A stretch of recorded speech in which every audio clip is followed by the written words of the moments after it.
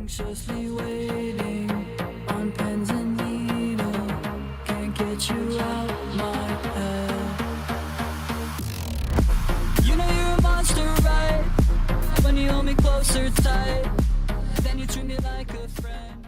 Hoje connosco temos Ricardo Amorim, licenciado em Direito na Universidade do Minho e mestrado de primeiro ano em Direito dos Contratos e das Empresas na mesma universidade. Conta com imensa experiência, mas não é só a experiência que o destaca. Também vemos a determinação em se destacar dos restantes. Estamos a falar de um profissional que se adapta ao mercado consoante ele vai evoluir. Mas antes de partes mais técnicas e profissionais, gostaríamos que o Ricardo se apresentasse. Sim. Então, Bernardo, muito obrigado pelo convite, primeira vez. É a primeira vez que estou num formato destes. Pronto, então apresentando-me. O meu nome é Ricardo Campos Amorim, tenho 29 anos, faço 30 este ano. Sou do Minho, de Barcelos, mas moro e trabalho no Porto há 7 anos. Sou advogado e trabalho essencialmente com direito imobiliário. Tudo que tem a ver com imóveis eu estou lá e pronto, é uma área na qual me foquei. Bem, obrigado nós também, Ricardo. E antes de mais gostaria de agradecer a sua presença também aqui hoje connosco, porque se veio muito de longe aqui para Lisboa para conseguir fazer esta entrevista connosco. Pronto, e queria começar aqui por referir de novo o que já tinha dito anteriormente. Estamos a falar de um profissional que se adapta ao mercado consoante ele vai evoluir. Com isto eu quero dizer ativo nas redes sociais, imóveis e criptomoedas, empreendimentos turísticos, entre outros. E acredito que haja já aqui um assunto que suscitou interesse em alguns espectadores, os imóveis e as criptomoedas. As criptomoedas por si já são uma trend há alguns anos a esta parte e, pelos vistos, a compra de imóveis com criptomoedas é algo real. O que é que o Ricardo pode nos informar sobre este tema? Sim, a troca de imóveis por criptomoedas é algo, hoje em dia já é algo mais natural, ok? Ainda levanta muitas dúvidas, ainda existem muitos mitos associados a este tipo de transações, mas na prática é um tipo de transação normal, completamente segura, e acho que é algo que no futuro vai acontecer com mais normalidade. Em termos práticos, ou seja, é feita uma escritura normal, é uma escritura que é feita perante um notário, um advogado, um solicitador, só que não é uma escritura de compra e venda, ok? Não é uma escritura de compra e venda normal, como numa situação normal de compra, onde há o pagamento do preço. Pronto. Aqui nesta situação não é uma escritura de compra e venda, é uma escritura de permuta, ok? E é uma escritura de permuta porquê? Porque nas escrituras de compra e venda, uma das obrigações da parte é pagar o preço, ok? E quando a lei se refere a preço, significa que tem que ser dinheiro, ou seja, uma moeda com curso legal em Portugal, ok? O euro, por exemplo, não é? Na compra e venda isso tem que acontecer. Ora, qual é aqui o problema? Que não é problema. As criptomoedas não são uma moeda com curso legal em Portugal, não são consideradas dinheiro como o euro, ok? Daí, ou seja, como não é considerado uma moeda em termos normais, eu tenho que fazer uma escritura de permuta. O que é uma escritura de permuta? É uma escritura de troca. Eu tenho um imóvel, o Bernardo tem criptomoedas, nós fazemos um acordo em que fazemos a troca. Ok? Basicamente é isto, a lógica é esta. As escrituras aqui pode ter alguma especificidade, ok? Porque aqui pode-se levantar algumas questões de branqueamento de capitais e financiamento ao terrorismo. Quem titula essa escritura de permuta, seja o advogado, o solicitador ou o notário, tem que ter cuidados adicionais, ok? Pode ser necessário, por exemplo, a pessoa que vai dar em troca as criptomoedas ter que demonstrar, ter que comprovar a origem dessas criptomoedas, ok? É preciso assegurar isso. Daí que antes da realização da escritura de permuta, tem que haver um trabalho prévio em que se tenha certeza que aquelas criptomoedas têm origem normal e o titular dessas criptomoedas justifica a origem dessas criptomoedas, como é que as conseguiu, como é que as adquiriu, qual é que foi a forma, em que plataforma é que tem essas criptomoedas, ok? É preciso assegurar isto tudo. Sendo isto tudo assegurado, faz uma escritura normal, completamente normal, uma escritura de permuta, em que é identificada na escritura o imóvel, ou seja, o sujeito A, que é proprietário do imóvel Y, dá ao outro sujeito esse imóvel e o outro sujeito dá em troca um determinado número de criptomoedas. Basicamente é isto, em termos muito resumidos e simples, parece algo complicado, mas é isto. A escritura, claro, identifica qual é o tipo de criptomoeda, de onde é que vêm essas criptomoedas, por exemplo, depois já aqui, falando assim em termos mais simples, a chave pública e a chave pública de onde vem a criptomoeda e a chave pública onde a criptomoeda vai entrar, ou até pode acontecer o seguinte, eu posso fazer uma permuta em que dou em troca uma criptomoeda que vem, por exemplo, numa pen. Ok? E aí no momento da escritura, a escritura diz isso mesmo, identifica isso mesmo, e no dia da escritura há a troca das chaves do imóvel pela pen que tem as criptomoedas. Ok? Ou pode ser uma transferência feita através de plataformas, que é feita no dia da escritura, 2 telemóveis fazem a transferência, 2 computadores fazem a transferência, o notário faz referência a isso tudo, o notário, o advogado, o solicitador, quem titula o negócio, faz referência a isso na escritura ou no TPA, fica tudo esclarecido, onde é que a moeda veio, onde é que as criptomoedas vieram, onde é que entraram, o próprio notário arquiva algum comprovativo dessa transação e é tudo pacífico. É algo completamente tranquilo. Sim.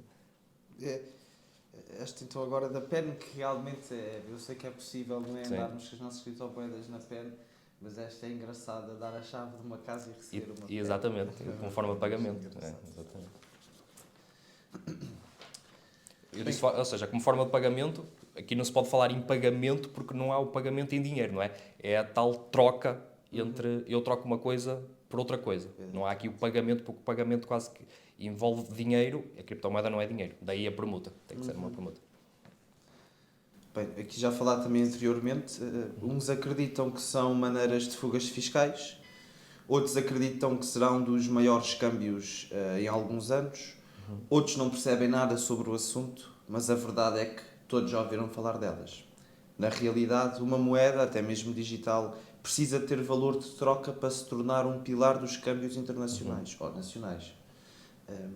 Sabendo que a troca de criptomoedas por casa já é uma realidade, qual é que é a sua previsão sobre estas trocas para estes próximos anos de novas tecnologias e evolução que vem por aí?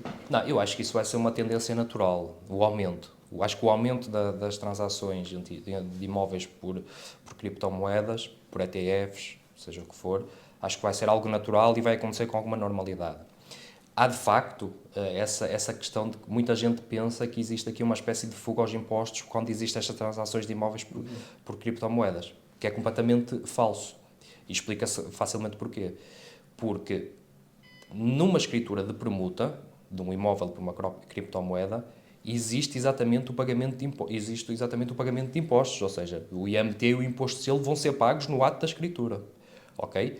E aqui até há uma questão que é, numa escritura de permuta, digamos, normal, em que há uma permuta de um imóvel por outro imóvel, acontece muito isto. Há pessoas que trocam 2 imóveis, ok? Eu sou proprietário de um imóvel, outra pessoa é proprietária de outro imóvel e acordamos, olha, eu prefiro esse imóvel e tu preferes este, trocamos, ok? Aqui, quando existe este negócio, o IMT é pago sobre a diferença dos imóveis, ok? Por exemplo, imaginemos que o meu imóvel vale 100 mil e aquele imóvel vale 150. Há uma diferença de 50 mil. Nestes negócios, existe aqui uma espécie de vantagem fiscal em que é pago o IMT só sobre a diferença, os 50 mil, e não sobre, por exemplo, os 150 mil. No negócio de um imóvel, em que um imóvel é trocado por uma criptomoeda ou várias criptomoedas, não há aqui sequer este benefício, ok? Se o imóvel vale 150 mil euros, e foi o valor que foi declarado na escritura, vai-se pagar IMT, ou seja, quem recebe o imóvel vai pagar IMT sobre os 150 mil euros. Não tem aqui a vantagem das permutas de imóvel por imóvel, ok? E vai ter que pagar imposto de selo na mesma, como numa escritura normal. Ou seja, os impostos são garantidos, têm que ser pagos. Se não forem pagos, a escritura não é feita. O advogado, o notário, o solicitador não faz a escritura. Tem que ser feito. Por isso, Eu sei, eu percebo, existe aqui existem muitas pessoas com a ideia errada de que é uma espécie de fuga. Não, isso é completamente falso. Mas sim, ou seja, no futuro, eu acho que o mercado abrandou agora um pouco nos últimos tempos, porque houve uma desvalorização um bocado, relativamente grande, essencialmente da Bitcoin, mas agora nestes últimos meses houve outra vez um aumento brutal do Bitcoin. E eu acho que isso são escrituras que vão acontecer com normalidade. E depois temos de ter atenção a outra questão, que é a primeira, ou supostamente, a primeira escritura de compra e venda feita pelo notário em Portugal foi feita pelo bastonário da Ordem dos Notários. Ok? Dá aqui uma certa... Exatamente. Foi o próprio bastonário da Ordem dos Advogados que titulou a primeira escritura.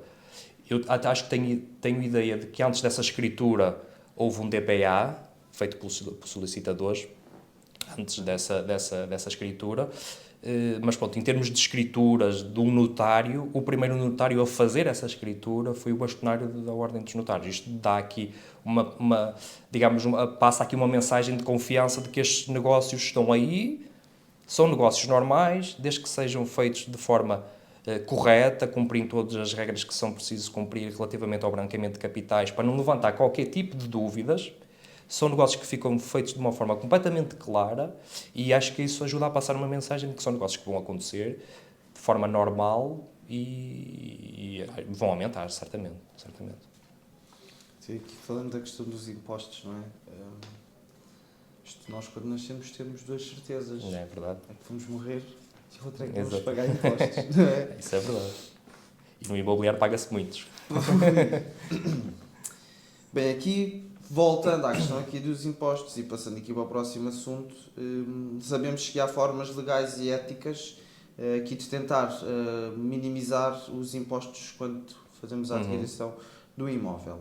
Quais é que são as estratégias legais mais eficazes para optimizar então estes custos fiscais na aquisição de uma propriedade? Sim, sim, isso depende muito sempre do negócio em causa.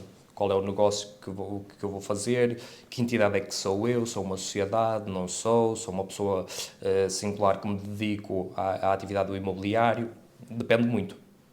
Agora posso dar aqui alguns exemplos. Por exemplo, atenção, quando se fala, quando existem benefícios fiscais, são benefícios fiscais que estão na lei. E se eles estão na lei, as pessoas têm que os aproveitar. Isso é a lógica dos benefícios fiscais. É algo que está completamente estipulado e o que faz sentido é aproveitar esses benefícios fiscais porque estão lá para ser usados. Okay? Pronto, posso dar aqui um exemplo, se calhar agora que está muito em voga, que é, por exemplo, a isenção de IMT na compra para revenda de imóveis. Okay? Se eu sou alguém que tenho interesse em começar uma atividade de comprar imóveis para revendê-los, ok? Se calhar aí começa a fazer sentido eu pensar numa série de requisitos que devo preencher, como por exemplo, ter atividade aberta para compra e revenda de imóveis, declarar nas escrituras que estou a comprar aquele imóvel para revenda, revender, agora temos aqui um prazo mais curto, no prazo de 1 ano, ok? Cumprir aqui estes requisitos todos, porque se eu cumprir esses requisitos todos, posso estar aqui a beneficiar de uma isenção de IMT. Ok? E aqui é um benefício fiscal que pode fazer uma diferença enorme. Depois há aqui duas questões que se pode debater, que pode ser eu posso ter essa isenção de IMT por reembolso, ou seja, eu pago à cabeça o IMT, mas depois cumprir os requisitos todos e revendo no prazo de 1 ano, posso pedir o reembolso, ou seja, o IMT é-me devolvido e na prática não o paguei porque é devolvido. Depois há aqui outras situações em que tenho que cumprir uns requisitos mais específicos, que foram também alterados relativamente há pouco tempo, e aí, se eu tiver essa isenção, é uma isenção automática à cabeça, ou seja, eu faço a escritura e no momento em que faço a escritura já nem estou a pagar IMT, é emitida uma guia nas finanças de IMT a zero, ok? Pronto, e aí pode fazer interessante, aí pode ser uma situação interessante. Outra questão assim mais normal para o dia-a-dia das pessoas é alguém que compra uma habitação própria permanente pode ter em atenção que, cumprindo também certos requisitos, depende do valor tributário do imóvel, depende também do próprio rendimento do agregado familiar. Se tiverem cumpridos esses requisitos todos, beneficia a casa que adquira, o imóvel que adquira para a habitação própria permanente, beneficia aqui de uma isenção de IMI durante 3 anos. Ok? E agora, com o programa Mais Habitação que saiu em outubro do ano passado, existe aqui ainda uma possibilidade de prorrogar esta isenção por mais 2 anos através de um pedido feito à Câmara Municipal. Ok? Por isso até pode fazer sentido para algumas pessoas que se calhar agora está a terminar o prazo dos 3 anos, pensar se faz ou não sentido fazer essa prorrogação por mais 2 anos na isenção de IMI. Ok? Depois existe aqui uma também, que é mais também um pouco mais, se calhar para investidores, ou não, que é imóveis que são adquiridos para reabilitação urbana. Ok? Se o imóvel é adquirido para a reabilitação urbana e cumpre os requisitos todos dessa reabilitação e existe um aumento do nível de conservação, ou existe dois aumentos, ou seja, existe um aumento, 2 níveis acima da conservação, ou seja, o imóvel tinha um estado de conservação, eu fiz obras e aumentei 2 níveis acima, ok? E este nível acima tem que ser sempre no nível, depois já a lei define uma série de parâmetros, tem que ser sempre o mínimo de bom, ok? Nível bom. Se isto acontecer, ok? Se eu cumprir estes requisitos todos, fiz essas obras e se houvesse esses 2 níveis acima, eu também posso ter aqui um reembolso de IMT que paguei, ok? Só que aqui há um pormenor de que as pessoas às vezes esquecem, pensam nisto e depois esquecem-se de fazer o trabalho prévio, que é como é que eu vou perceber, ou como é que a Câmara Municipal é que diz, ok, vais ter esse benefício, como é que a Câmara Municipal consegue perceber se houve ou não o aumento de 2 níveis no estado de conservação. É importante que as pessoas, quando fazem qualquer pedido, por exemplo, de licenciamento, comunicação prévia para a realização dessas obras, peçam uma vistoria prévia à Câmara Municipal, ok? Porque a Câmara Municipal, antes das obras começarem, vai avaliar o imóvel, vai dizer, olha, este imóvel tem este estado de conservação, neste dia.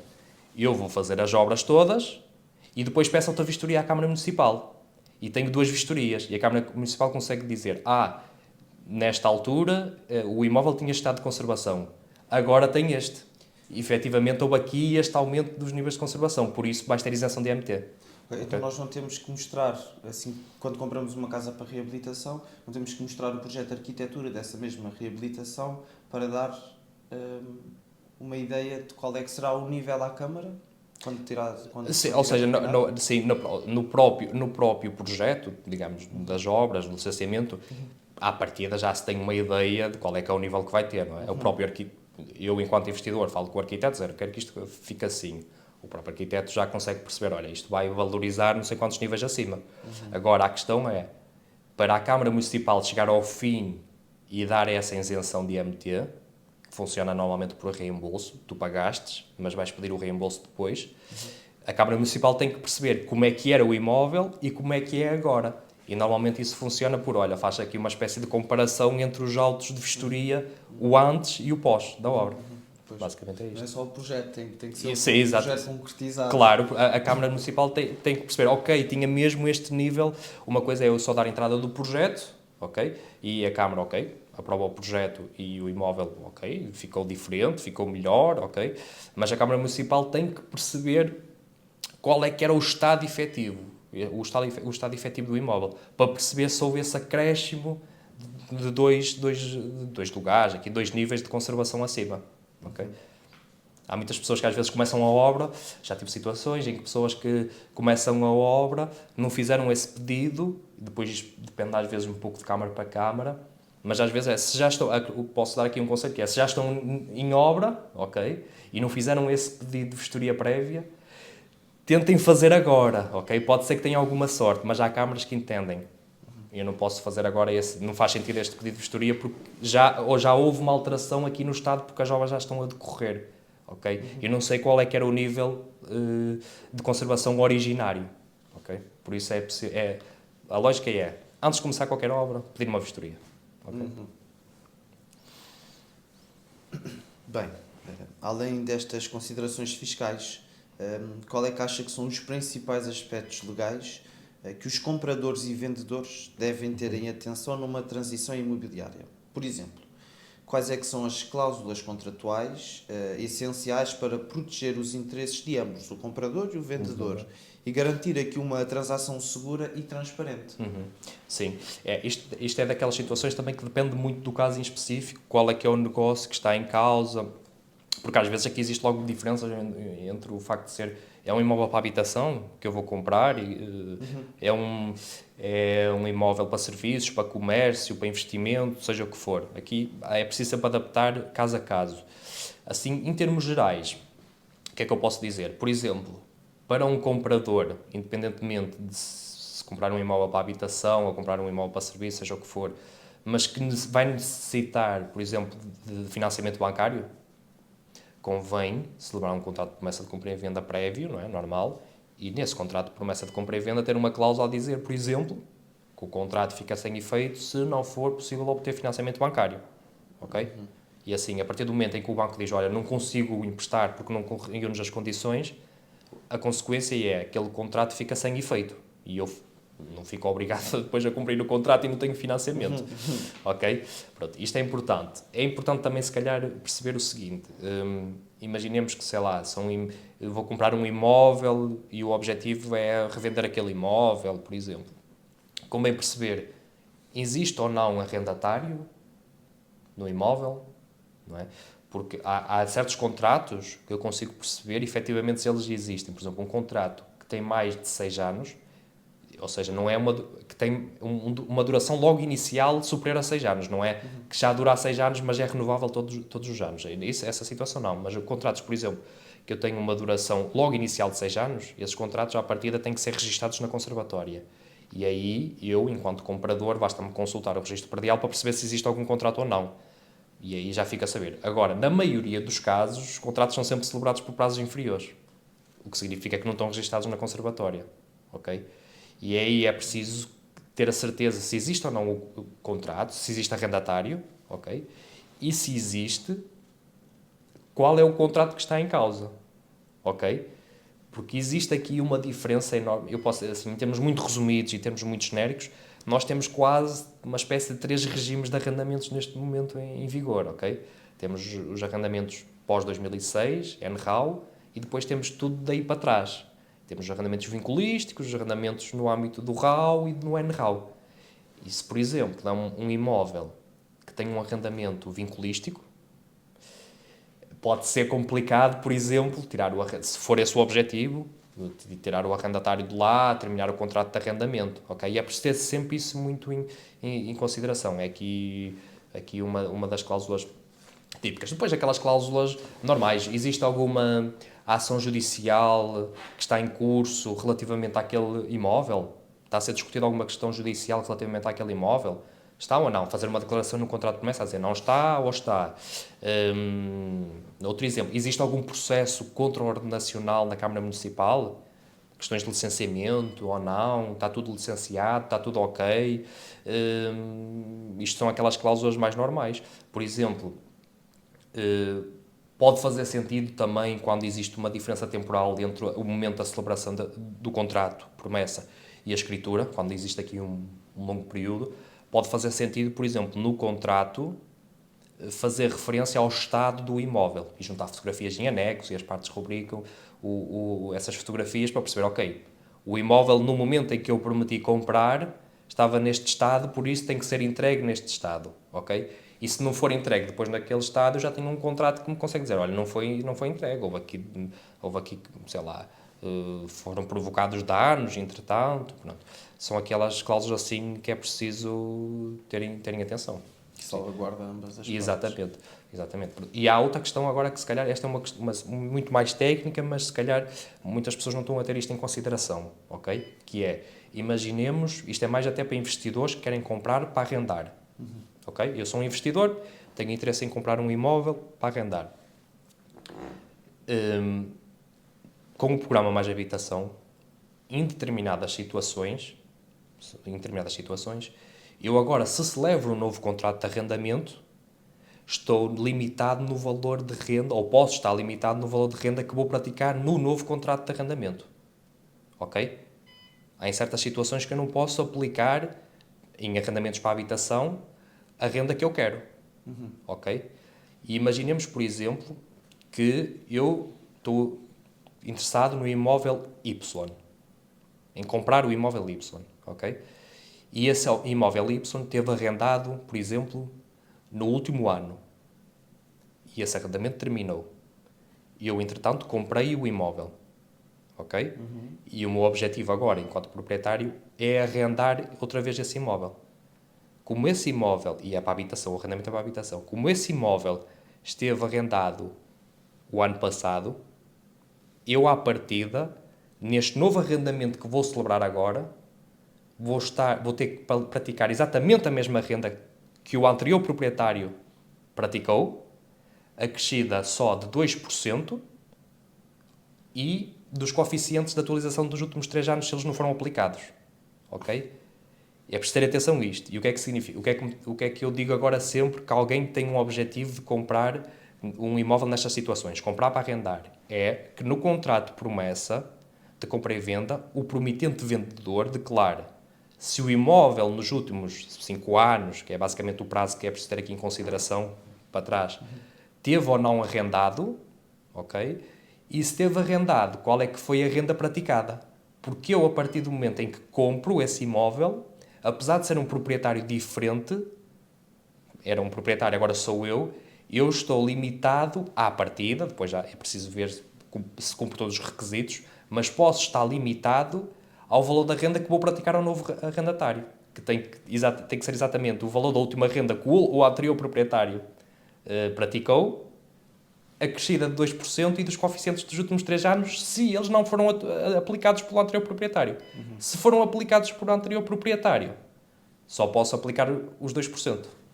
Por isso é preciso ter isto em atenção. Em muita consideração. Para aqui basicamente, o que interessa é que seja um contrato para habitação e que tenha sido celebrado basicamente nos últimos 5 anos. Ok? Desde 6 de outubro de 2018, ou algo assim, desde 2018, 6 de outubro de 2018 até outubro do ano passado. Se durante este período foi celebrado contratos de arrendamento sobre aquele imóvel, eu à partida tenho que ter em atenção isto. Ok? Depois há aqui outra regra específica sobre o arrendamento acessível, mas à partida tenho que ter em atenção isto. Agora imaginemos, por exemplo, que esse arrendamento desse imóvel começou em 2016, ok? E até terminou o ano passado. Aí eu já estou tranquilo, porque já não estou dentro do período dos últimos 5 anos. O que interessa é, se o prédio esteve arrendado nos últimos 5 anos, ok? Desde outubro de 2018 até outubro do ano passado, se foi celebrado os contratos de arrendamento, se eu vou celebrar agora um novo contrato de arrendamento, tenho que ter atenção que posso ter que praticar a renda do último contrato, acrescida de 2%. Ok? E por isso é importante, eu, enquanto novo proprietário, que comprei e que não conheço o histórico daquele imóvel, e as finanças não me vão dizer qual é que é o histórico daquele imóvel, porque são dados pessoais, entre arrendatários, eu não consigo perceber se existe ou não um contrato à partida, é importante que o proprietário declare no contrato a dizer, olha, sim, este imóvel teve arrendado nos últimos 5 anos e o valor da última renda praticada foi 1.000 euros, 1.500, porque assim eu já sei, ok, eu vou arrendar, tenho que, à partida, respeitar aquela renda que foi praticada. Okay? Após a conclusão da aquisição de uma propriedade, quais é que são os passos necessários para garantir aos compradores os seus direitos de propriedade? Além disso, existem algumas obrigações contínuas que os proprietários devem cumprir após uma aquisição? Ora, sim, o que interessa aí aos compradores é, basicamente, a partir do momento em que fazem a escritura, é feita a escritura, ou feito o DPA, de compra e venda, como qualquer outro, até podemos ir buscar o exemplo da permuta, ou uma dação em cumprimento, seja o que for, ou uma doação, seja o que for. É feita a escritura, o ato está titulado, é aquela escritura que vai, na prática, fazer a transferência da propriedade. O que é preciso ter atenção? É que depois esse imóvel seja registado na conservatória e na matriz predial, ok? Isso é feito, normalmente, pelo próprio notário, advogado que titula o ato, ok?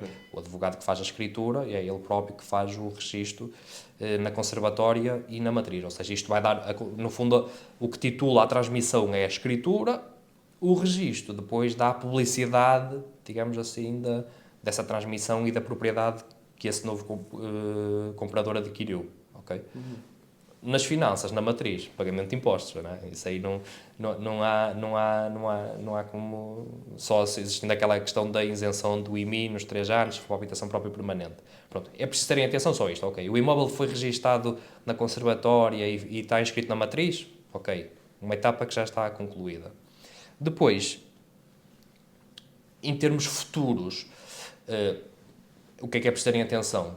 É os tais pagamentos dos impostos. Vou ter que pagar IMI, não há forma. Só é esta questão dos 3 e dos mais 2. Depois, pode ser em atenção, há aqui uma norma no REGOE que diz, que não é respeitada na prática, que diz que um proprietário, digamos assim, deve fazer obras de conservação no seu imóvel de 8 em 8 anos. Ok? Pronto. Isto na prática, pronto, é uma norma que não tem muita em termos práticos não tem muita aplicação, até porque depende muito da pessoa se quer ou não fazer, se tem rendimentos ou não para fazê-lo, se existe ou não fiscalização da Câmara Municipal. Às vezes acontece, já vi situações de notificações, acontece as câmaras municipais notificar, fazem de vez em quando fiscalizações, levantamentos, vêm com um determinado imóvel está num estado de conservação que pode pôr em causa a via pública, por exemplo, ok? E até existem pessoas que estão lá a viver, e os proprietários estão lá a viver, ou seja, um arrendatário, seja o que for, e a Câmara notifica para fazer obras de conservação, ok? Mas pronto, assim, digamos que de pós-venda, essencialmente é isto, é pagar os impostos, vai ter que pagá-los, se não os pagar, pode ter em atenção que pode ter uma execução fiscal em cima, e depois ter aqui um bocadinho a atenção a estas obras de conservação, tentar que pelo menos não coloquem em causa a via pública, porque aí pode ter, de facto, algumas consequências com a Câmara Municipal. Basicamente é isto. Tem que se fazer obras de conservação. Há uma norma específica no REGOE, no Regime Jurídico de Urbanização e Edificação, a dizer isto. De 8 em 8 anos devem ser feitas Mas obras. até os empreendimentos recentes, novos, construções novas? As edificações, só se refere a edificações, ou seja, não diz novas ou mais de 50 anos ou mais de 30. As edificações devem ser sujeitas a obras de conservação de 8 em 8 anos. Claro que isto, quer dizer, um imóvel... Imaginemos um imóvel que é construído agora, daqui a 8 anos, está um imóvel, quer dizer, está bom, à partida, quer dizer, 8 anos está... Claro, pode haver uma coisinha ou outra, mas estará bom. É uma norma que depois não tem aplicação prática, não é? Gostaria de saber qual é que é a importância de procurar aconselhamento jurídico especializado ao lidar com transações imobiliárias. E como é que um advogado especializado, assim como o Ricardo, pode ajudar os compradores a navegar por todos estes aspectos legais e fiscais complexos que estão envolvidos na aquisição de uma propriedade. Claro, sim. Eu acho cada vez mais, mas isto é uma opinião muito pessoal e percebo que não seja uma opinião que todas as pessoas tenham, mas eu acho que cada vez mais no mundo jurídico, no mundo da advocacia, da solicitadoria, é preciso especialização, ok? Eu acho que eu não confio muito na questão do advogado ou do solicitador que percebe tudo, ok?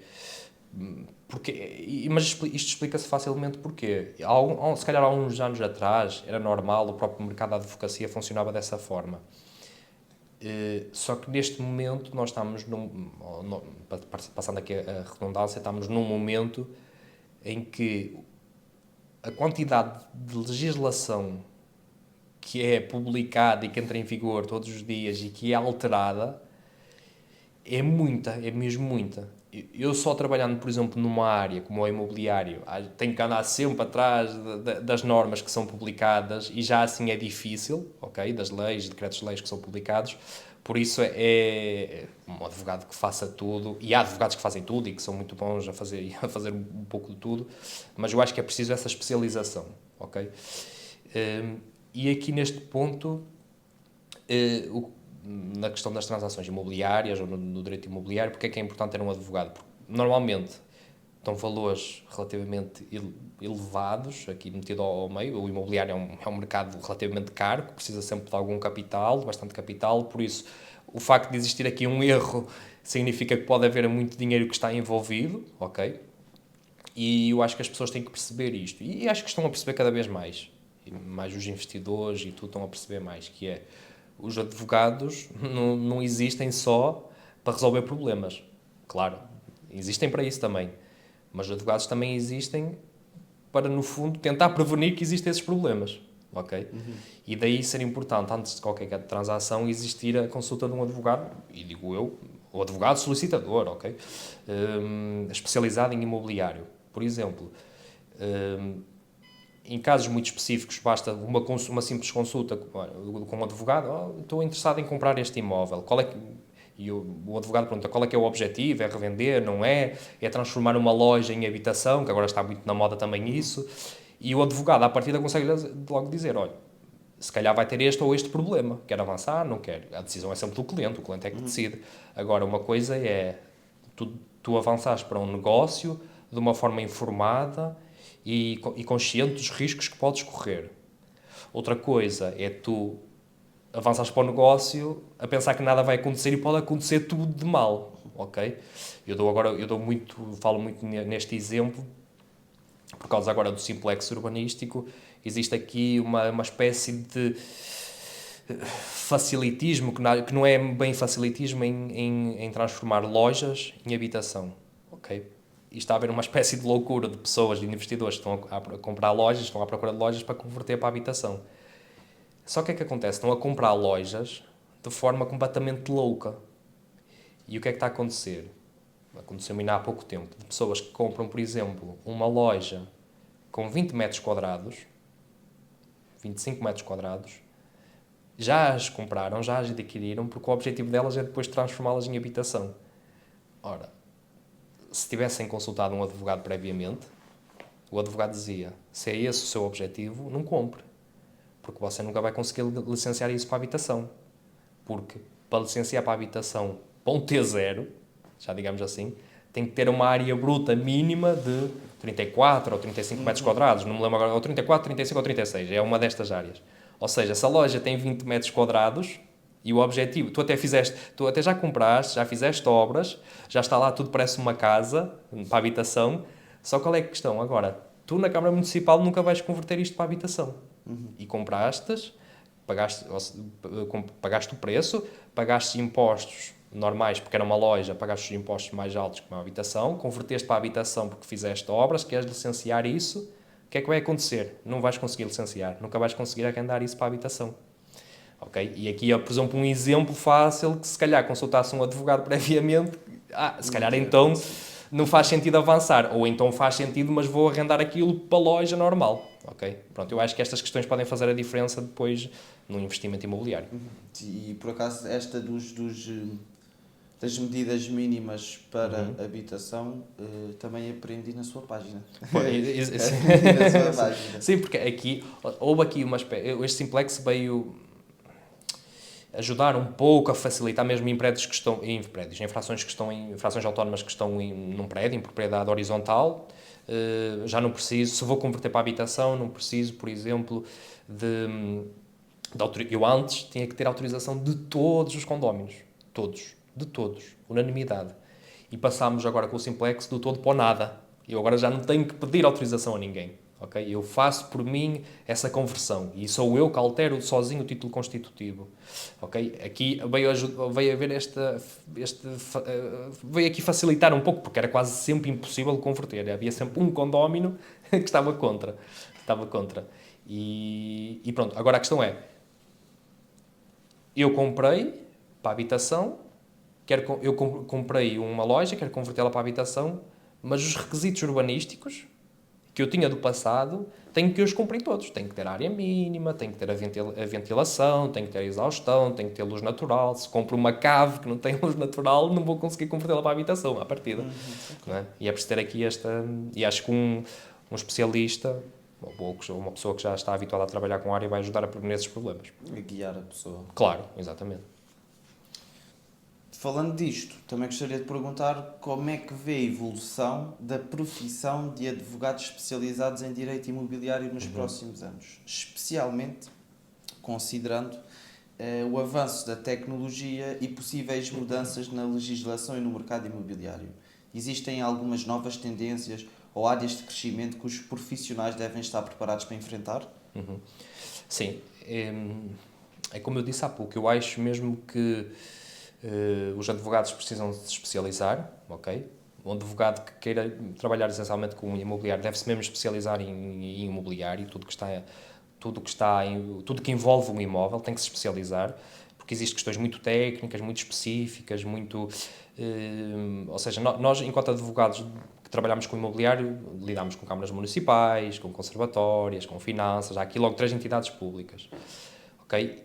E nós, de repente, um advogado que está sempre a trabalhar com direito imobiliário já consegue perceber, olha, esta conservatória tem este entendimento, aquelas finanças têm o outro entendimento, aquela Câmara Municipal já tem este entendimento. Ou seja, e são estas questões de pormenor que às vezes fazem a diferença na resolução de uma situação. Eu tenho, é o que é verdade. Se me pergunta, deviam existir estes entendimentos completamente diferentes? Não deviam, mas a verdade é que há conservatórios que têm um entendimento, há outros conservatórios que têm outro entendimento. E se tem um assunto em mão, que eu sei que há uma conservatória que tem um entendimento que interessa para aquela situação, eu vou àquela conservatória e não vou à outra. É normal. E um advogado imobiliário que está sempre a trabalhar com isto já consegue perceber este jogo. E sim, eu acho que o mercado está a mudar, as pessoas têm que se especializar. Acho que no mundo da advocacia, seja ela no imobiliário ou não, é uma das profissões que vai se ter que adaptar muito. E os advogados adaptam-se de forma geral, acho eu. Se bem que existe aqui muito um conservador, também é uma profissão muito conservadora, por um lado. Mas tem que se adaptar às novas tecnologias, a inteligência artificial, usar isso a favor deles, na pesquisa, seja de jurisprudência, de formas de resumir, de facilitar a pesquisa. Isso tem que acontecer. E outra coisa que eu acho que tem que acontecer tem que haver mais um reforço na comunicação social, nas redes sociais. Existe deste lado de conservadorismo da advocacia, há muitas pessoas não posso ter uma rede social em que falo o que é direito, o que é imobiliário, por exemplo, no meu caso, ou só se é um advogado especialista em direito laboral, direito do trabalho, falar abertamente. Claro, nós somos advogados e estamos condicionados, temos uma série de regras deontológicas que temos que cumprir. Okay? Isso é pacífico. Mas desde o momento em que estão cumpridas essas regras deontológicas, o advogado pode partilhar informação, pode falar daquilo que são os temas quentes, o que é que não é, se existe uma alteração, qual é que foi essa alteração. É pacífico, a informação deve ser partilhada, na minha opinião. E é um pouco isto. Depois, o que é que eu acho aqui também no mundo da advocacia?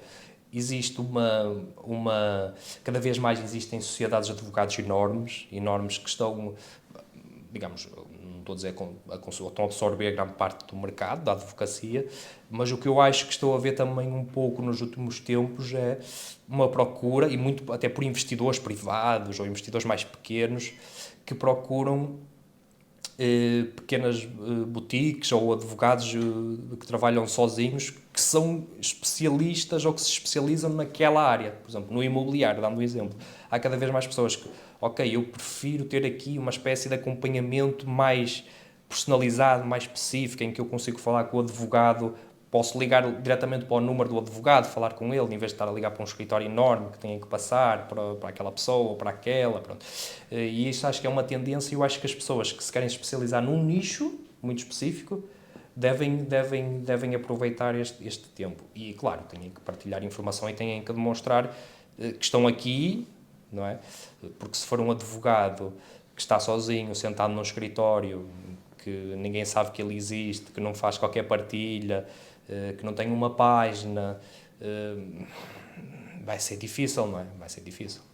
Como é que vai chegar às pessoas, não é? Não vai chegar às pessoas, exatamente. E os advogados estão aí, é para chegar às pessoas e para resolver os problemas das pessoas. É o que interessa.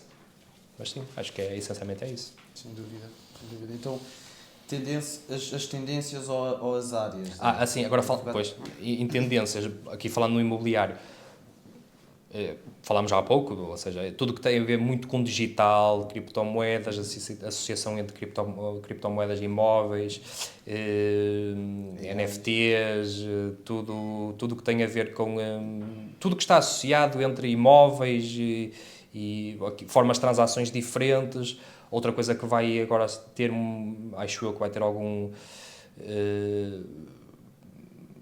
vai ter aqui alguma procura, é a questão agora dos licenciamentos e do simplex, as casas modulares, as casas pré-fabricadas, como é que se licencia isto ou não. O Rejoé já veio agora aqui ajudar a dizer que basicamente cumprem os requisitos normais, num licenciamento normal, mas vai haver sempre questões, porque a norma refere-se a caráter permanente, o que é caráter permanente, eu posso tirar ou posso não tirar, aqui vai levantar muitas questões.